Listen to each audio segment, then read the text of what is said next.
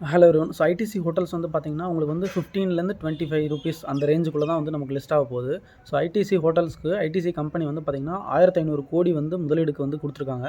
So வந்து zero dead கம்பெனியா இருக்க போது 1500 க்ரோர்ஸ் வந்து உங்களுக்கு வந்து கம்பெனியில் வந்து ஃப்ரீ கேஷ் ஃப்ளோ இருக்க போது. அதுக்கு மேலே அவங்க என்ன சொல்கிறாங்கன்னா, மாதத்துக்கு ஒரு ஹோட்டல்ஸ் நாங்கள் திறப்போம் அப்படிங்கிற மாதிரி சொல்லியிருக்காங்க.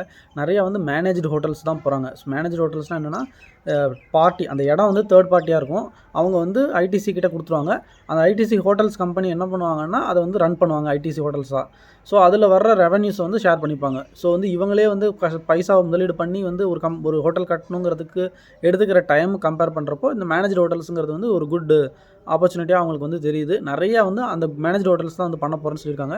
நிறைய இடத்துல இவங்க ஓன் ஹோட்டல்ஸும் வந்து கட்டிகிட்டு இருக்காங்க. ஸோ மாதத்துக்கு ஒரு ஹோட்டல்ஸ்னு வரப்போது 1500 க்ரோர்ஸ் ஃப்ரீ கேஷ் ஃப்ளோ இருக்க போது உங்களுக்கு வந்து பார்த்தீங்கன்னா ₹15லேருந்து ₹20 இல்லை ₹25 அந்த ரேஞ்ச் அந்த பேண்டில் தான் வந்து உங்களுக்கு ஐடிசி ஹோட்டல்ஸ் வந்து லிஸ்ட் ஆக போகுதுன்னு எதிர்பார்க்கலாம். ஸோ இன்னொரு வீடியோவில் பார்க்கலாம். பை.